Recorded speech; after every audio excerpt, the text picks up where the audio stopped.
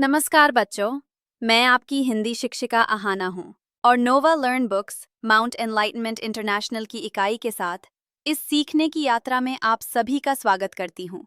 आज हम हिंदी व्याकरण के अध्याय 12 अविकारी शब्द अव्यय के बारे में सीखेंगे।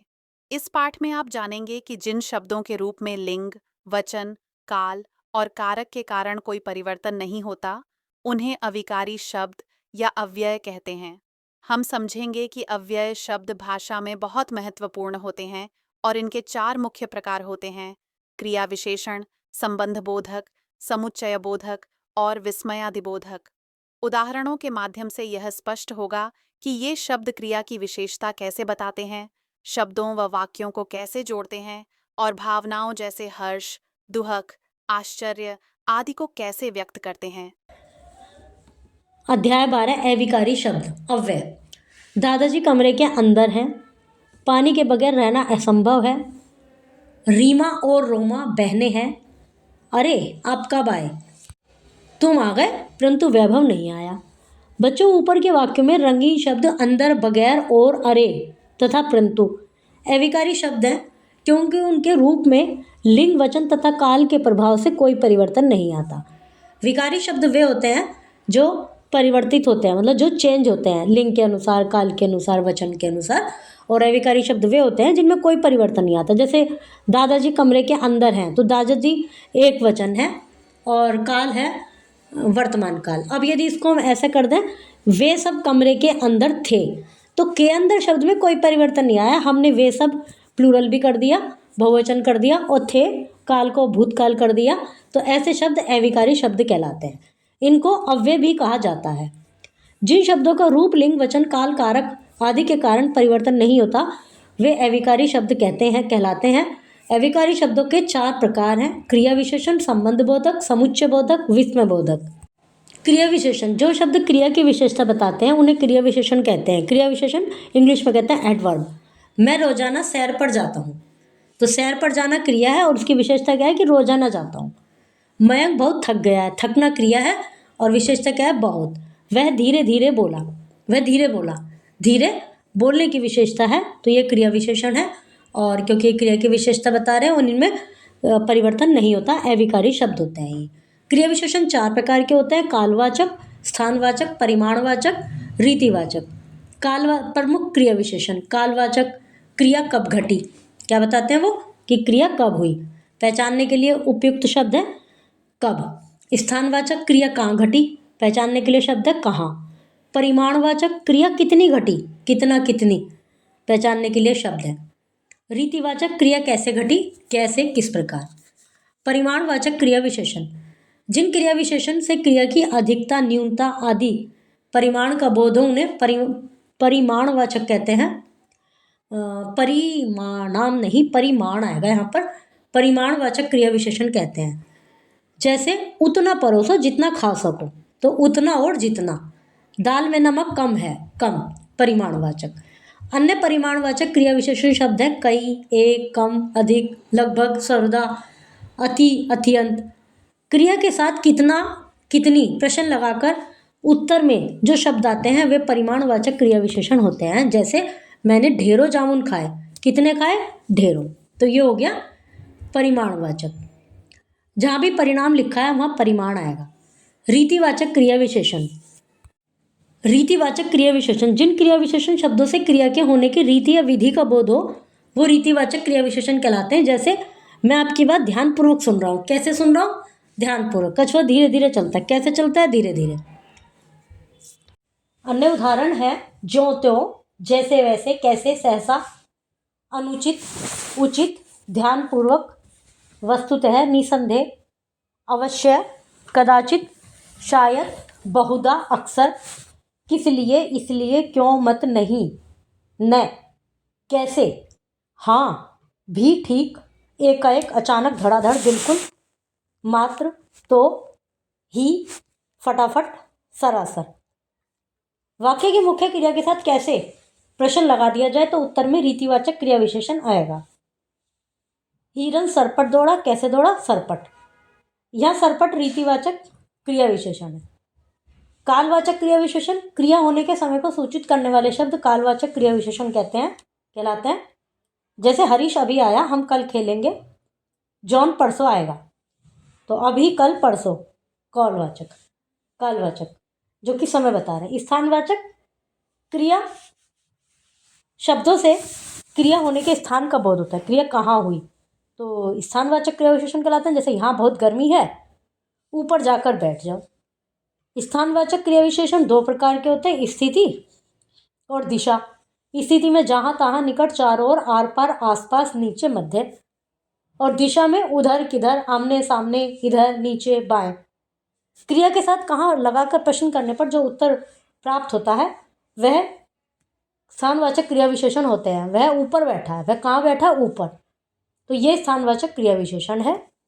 संबंध बोधक वे शब्द जो संज्ञा सर्वनाम शब्दों के साथ आकर उनका संबंध वाक्य के अन्य शब्दों से बताते हैं, उन्हें संबंध बोधक कहा जाता है। जैसे एलन रात भर सोचता रहा, बाघ जंगल की ओर चला गया, धन के बिना काम नहीं चलता, डर के मारे वह ठंडा पड़ गया। उपयुक्त वाक्यों में रात भर, की ओर, के बिना, के मारे शब्दों से संज्ञा व सर्वनाम शब्दों का संबंध वाक्य के अन्य शब्दों से पूरी तरह स्पष्ट हो जाता है, अतः ये संबंधवाचक हैं। अर्थ के अनुसार संबंध बोध अनेक प्रकार के होते हैं। इनमें से कुछ निम्नलिखित हैं, जैसे तुलनावाचक, की अपेक्षा, की तुलना, के आगे। समानता सूचक, के समान, के तुल्य, के बराबर, की तरह। विनिमयवाचक, बदला मतलब, के स्थान पर, के बदले। विरोधवाचक, के खिलाफ, के उल्टा, के विपरीत। कालवाचक, के नीचे, के आगे, के पीछे, के बाद, के पहले।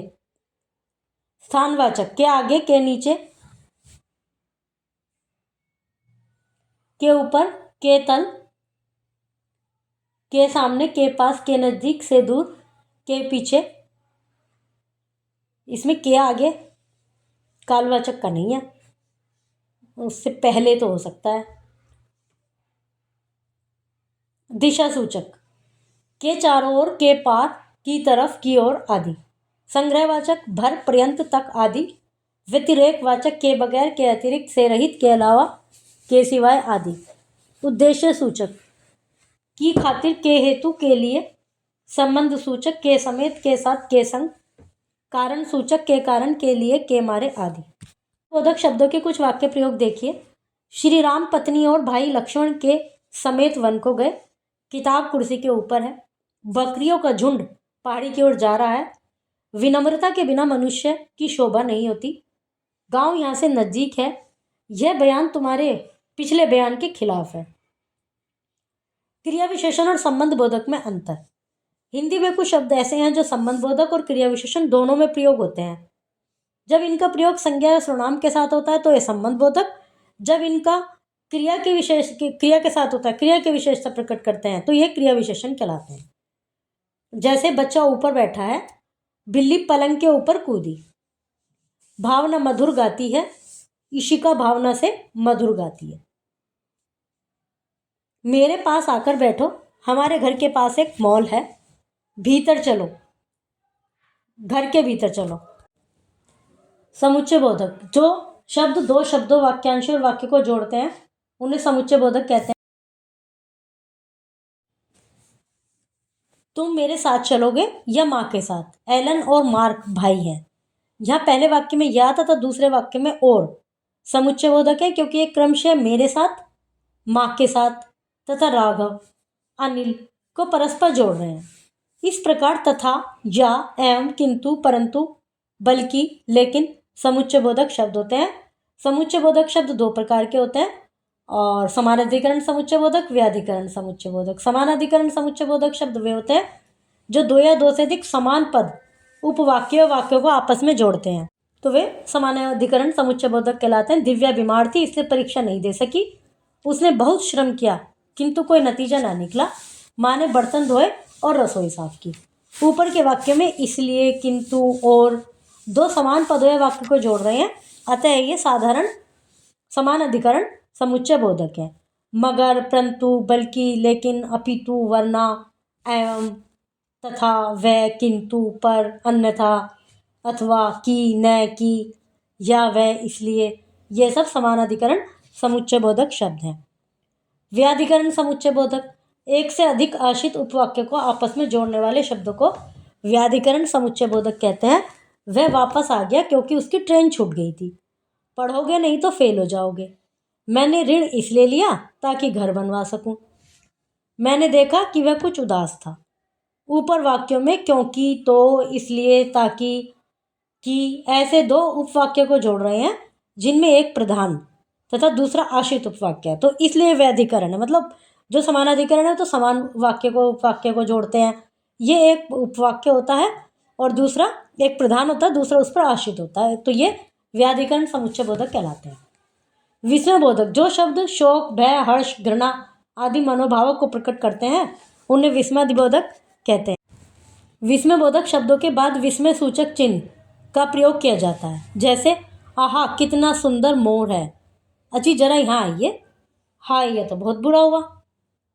विस्मय बोधक शब्द निम्न प्रकार के होते हैं: चेतावनी सूचक, होशियार, खबरदार, सावधान।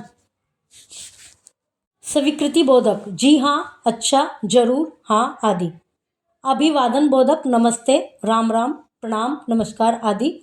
संबंध बोधक, अजी, ओ, अरे, हे, हो आदि। विस्मय बोधक, सच, क्या, हो, अरे आदि। हर्ष बोधक, वाह, शाबाश, धन्य, आहा आदि। घृणा सूचक, थू थू, धत, छी, दिक आदि। शोक बोधक, बाप रे बाप, ओ, आह, हाय हाय, हाय, राम राम आदि। क्रोध, चुप, अबे, धत आदि। कभी कभी संज्ञा, सर्वनाम, क्रिया आदि शब्द भी विस्मय बोधक के रूप में प्रयुक्त होते हैं। जैसे संज्ञा में हे राम, बड़ा अनर्थ हो गया। सर्वनाम में कौन, अब आ भी जाओ।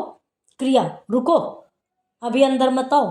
विशेषण, अच्छा, तू मार खाएगा अब। एक बार फिर दोहराएं, जिन शब्दों का रूप, लिंग, वचन, कारक आदि के कारण परिवर्तन नहीं होता, उन्हें रूप परिवर्तित नहीं होता, उन्हें अविकारी शब्द कहते हैं। अविकारी शब्द को अव्यय भी कहा जाता है। अविकारी शब्द 4 प्रकार के होते हैं: क्रिया विशेषण, संबंध बोधक, समुच्चय बोधक, विस्मय बोधक। जो शब्द क्रिया की विशेषता बताते हैं वे क्रिया विशेषण कहलाते हैं। क्रिया विशेषण 4 प्रकार के होते हैं: कालवाचक, स्थानवाचक, परिमाणवाचक, रीतिवाचक।